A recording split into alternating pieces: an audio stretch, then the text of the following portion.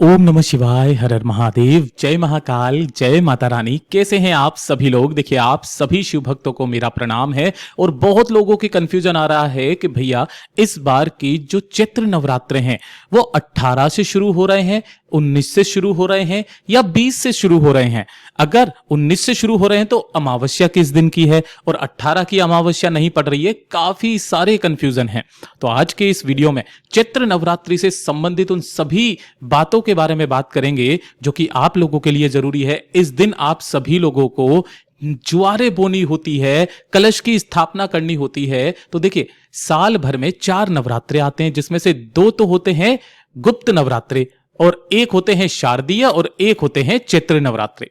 इन दोनों ही नवरात्रों में घर में घट स्थापना करी जाती है, कलश स्थापना करी जाती है।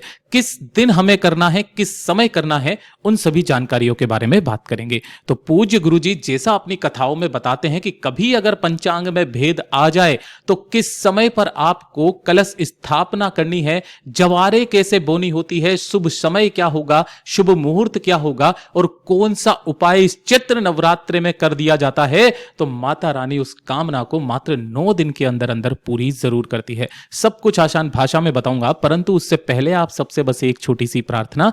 जो लोग पहली बार आए हैं चैनल को सब्सक्राइब जरूर कर लीजिएगा और वीडियो को लाइक करके देवादिदेव महादेव का कोई सा भी प्यारा नाम कमेंट बॉक्स में लिखना बिल्कुल मत भूलिएगा। साथ ही साथ माता रानी का जयकारा जरूर से लगा दीजिएगा।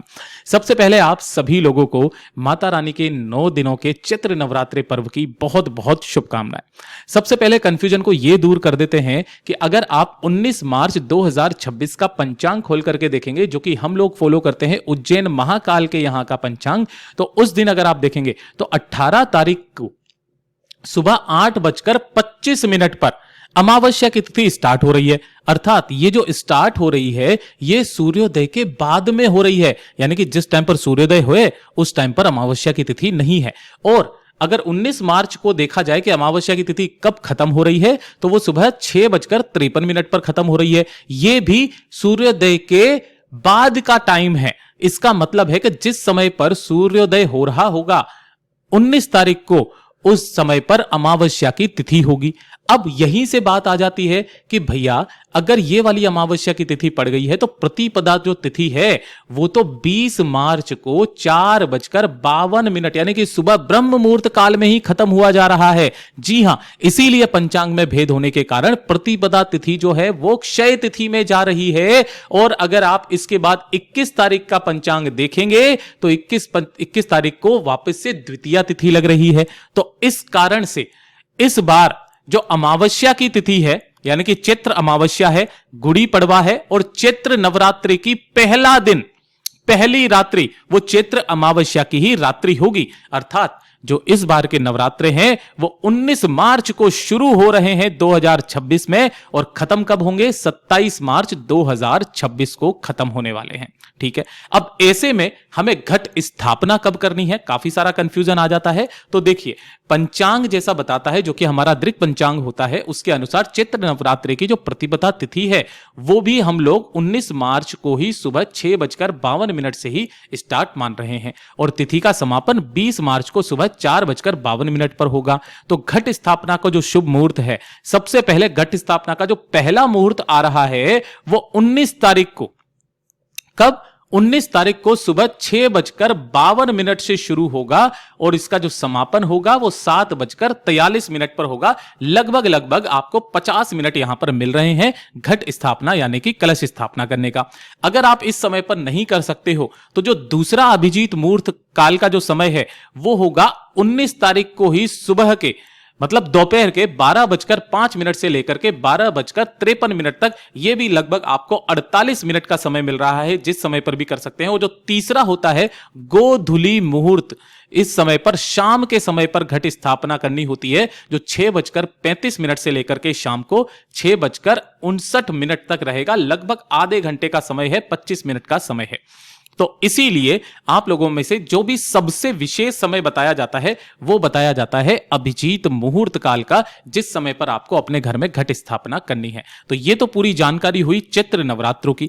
अब अपने साथ में कॉपी और पेन को रख लें, क्योंकि आपको कौन कौन सी चीजें चाहिए घट स्थापना के लिए और कैसे कैसे करके आपको घट स्थापना करनी है, सुनते चले जाना ध्यान से। सबसे पहले तो माता रानी के ये जो 9 दिन होते हैं, ये आपके जीवन के सभी कष्टों को खत्म करने के दिन होते हैं, या आपकी बड़ी से बड़ी कामनाओं को पूरा करने के दिन होते हैं। अगर आप अपने घरों पर घट स्थापना कर रहे हैं, जवारे बो रहे हैं, तो एक स्थान अपना ऐसा फिक्स कर लीजिए कि यहां पर आपको घट स्थापना करनी है, माता रानी का पूजन करना है, उनका दीपक जलना है, ठीक है। और उसके लिए आप सभी लोगों को एक लकड़ी का पाटा हो या वगैरह कोई स्थान हो, उसके ऊपर सबसे पहले माता रानी का सबसे प्यारा कलर होता है लाल कलर, लाल कलर की चुनरी, लाल कलर का कोई भी कपड़ा आपको उस पाटे पर रख लेना है, ठीक है। उसके पश्चात कंफ्यूजन आता है कि भैया हम किस तरीके का कलश लें। काफी सारे लोग कहते हैं आप स्टील का कलश ले लो, आप मिट्टी का कलश ले लो, कौन सा कलश लेना है। तो आप कलश कोई सा भी ले सकते हो, बशर्ते वो एकदम नया कलश होना चाहिए। हमारे घर में हम जो लेते हैं वो इस तरीके से मिट्टी का कलश लेते हैं, और जब भी इस मिट्टी के कलश को, नए कलश को लेकर के आते हैं ना, तो काफी सारे लोग गलती करते हैं। जब आप इसको धोते हैं ना बाहर से ला करके, तो कभी भी इसके अंदर हाथ नहीं डाला जाता है। काफी सारे व्यक्ति इसके अंदर पानी डाल करके अंदर के तरफ में हाथ घुमा घुमा करके इसको साफ करते हैं। नहीं, मिट्टी के कलश को कभी भी ऐसे साफ नहीं किया जाता। उसके अंदर केवल पानी भरिएगा, चारों तरफ ऐसे ही हाथ से घुमा दीजिएगा, मतलब पकड़ के ही, और फिर बाहर निकाल देना। इसके अंदर हाथ नहीं डालना है।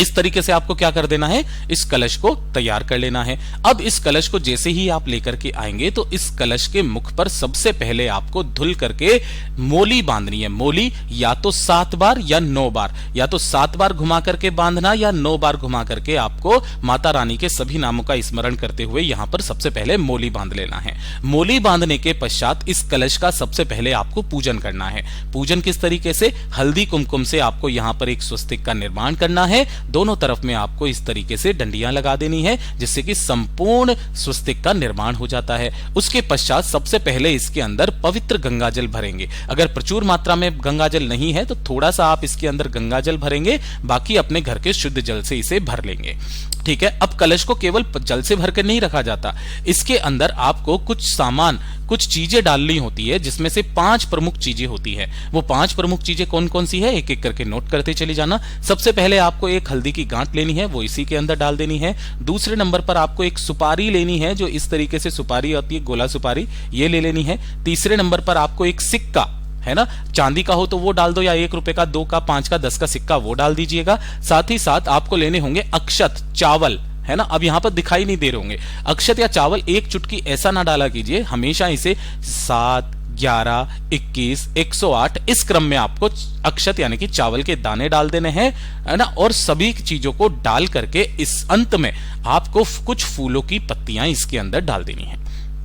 इन चीजों को डालने के पश्चात अब आपको चाहिए होंगे इसके चारों तरफ लगाने के लिए आम के पत्ते। कोशिश करना, अगर आपको आम के पत्ते मिल जाते हैं तो बहुत अच्छी बात है, वरना आप अशोक के भी ले सकते हो। लेकिन सबसे महत्व जो होता है इसका, वो होता है आम के पत्तों का। कितने लेने हैं, या तो 5 लेना है या फिर 7 आपको पत्ते ले लेने हैं। सबसे पहले इन पत्तों को धुल करके हल्दी कुमकुम से इनका भी पूजन करना है, और हल्दी कुमकुम से पूजन करने के पश्चात इन सभी पत्तों को आपको इस तरीके से कलश पर रखना है। अब इसके बाद में आपको एक नारियल चाहिए होगा, जटा वाला नारियल, सूखा नारियल नहीं, जटा वाला नारियल आपको लेना है। इस जटे वाले नारियल को भी लेकर के सबसे पहले हल्दी कुमकुम से आपको इसके ऊपर एक स्वस्तिक का निर्माण करना है, इसका पूजन करना है, अर्चन करना है, इस तरीके से कंप्लीटली करना है। और करने के पश्चात जो आपके पास में मोली या कलावा है, इसके ऊपर अच्छे से आपको इस तरीके से लपेट देना है, जैसा कि आप चित्र के अंदर देख पा रहे हैं। इस तरीके से लपेट देने के पश्चात अब आपको ये वाला जो नारियल है ना, इसी कलश के ऊपर रखा जाता है। लेकिन इसके भी 2 नियम होते हैं महाराज, कलश को उस कलश के ऊपर रखने के। देखिए, अगर आपके पास में कलश का कोई ढक्कन वगैरह है इस तरीके से, और ढक्कन के ऊपर अगर आप इसे रखते हैं तो किस तरीके से रखा जाता है, जैसे ये ढक्कन हो गया, ढक्कन को कभी खाली नहीं रखा जाता, इसीलिए हम लोग यहाँ पर लाई, खीले या फिर चावल के दाने, सिक्का कुछ भी यहाँ पर रख देते हैं। और जब इसे इसके ऊपर रखा जाता है ना, तो जो नारियल का मुख होता है वो आपको अपनी तरफ रखना होता है। किधर, अपनी तरफ रखना होता है। लेकिन जब आप डायरेक्ट रखते हैं ना, तो इसका जो मुख है वो ऊपर की तरफ, देखो अभी इस जगह पर यहां पर कोई ढक्कन नहीं लगा हुआ है, डायरेक्ट ऊपर की तरफ में रखा हुआ है। हो सके तो माता की चुनरी अगर आपके पास में है तो वो भी आप इसके ऊपर लपेट सकते हैं। ये तो होगी घट स्थापना, मतलब घट बना लिया है आप लोगों ने, इस तरीके से आपने रख दिया। लेकिन अब इसकी स्थापना कैसे की जाती है कि जिस चौकी पर भी आप इसकी स्थापना कर रहे हैं, सबसे पहले माता रानी की फोटो लाकर के, मूर्ति लाकर के वहां पर रखना है। उसके सीधे हाथ की तरफ, माता रानी का सीधा हाथ किधर पड़ रहा है, इधर ही तो पड़ रहा है, तो माता रानी के सीधे हाथ की तरफ यहां पर सबसे पहले आपको अष्टदल की आकृति बनानी है। अष्टदल की आकृति कैसे बनानी है, आप यहां पर चित्र में ध्यान से देख सकते हो। चावल के दानों से इस तरीके से आपको अष्टदल बना लेना है। अष्टदल बनाने के पश्चात जो आपने घट लिया है, उस घट को यहां पर अपनी कामना कह करके रख देना है। यह तो होती है घट स्थापना। अब उसके पश्चात आप सभी को कहना क्या है कि जो भी जानकारी थी वो तो इंपॉर्टेंट मैंने दे दी, लेकिन जवारे बोने का कारण क्या है। तो देखिए, जवारों को बोने के लिए क्या किया जाता है कि आप कोई सा भी एक पात्र ले लें, मिट्टी का या फिर किसी भी चीज का, उसके अंदर जब आप मिट्टी भरेंगे तो उस मिट्टी में सबसे पहले दूध, फिर गंगाजल और फिर उसके पश्चात जल से उसका क्या करेंगे, सिंचन करेंगे। सिंचन करने के पश्चात काफी सारे व्यक्ति परेशान होते हैं, भैया यहां पे जो जवारे बोने का काम होता है तो जवार तो इस तरीके की होती है, तो बोई क्या जाती है, बोई जाती है इस तरीके से जौ, इन्हीं को जवारे बोलना कहते हैं। आप चाहो तो दोनों भी बो सकते हो, थोड़े से वो दाने लेना और इसी के अंदर आपको डाल देना है। अब इनको रखने के भी दो तरीके होते हैं, या तो आप इन दोनों को अलग तरीके से रख दो, या फिर इस कलश को भी इसी के ऊपर रख करके कुछ इस तरीके से माता रानी के सीधे हाथ की तरफ में आपको क्या कर देना है, रख देना है।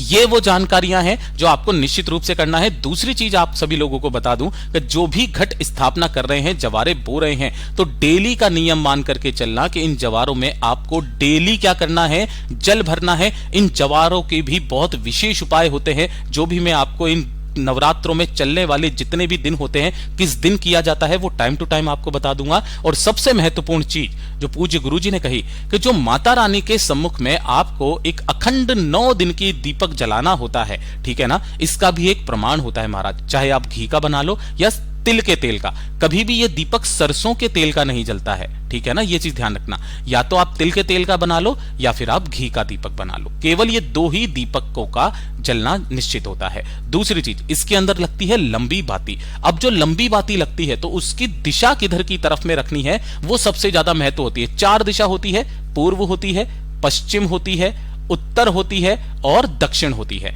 तो ध्यान से सुनिएगा कि दक्षिण दिशा में भूल करके भी नहीं रखना है। क्यों? क्योंकि 1 साल के अंदर अंदर कोई ना कोई घात जरूर लगती है, अचानक से कोई ना कोई समस्या, कोई कष्ट, कुछ ना कुछ जरूर होता है। तो दक्षिण दिशा के भीतर आपको उस तरफ में इस दीपक की बाती को नहीं रखना है। पूर्व दिशा की तरफ में रखते हो तो आपके घर में संपदा की कमी होती है, संपदा की वृद्धि होती है, वैभव की वृद्धि होती है। पश्चिम दिशा में रखते हो तो आपके परिवार का गौरव बढ़ता है, सत्ता बढ़ती है, साथ ही साथ आपकी कीर्ति, आपका मान सम्मान बढ़ता है।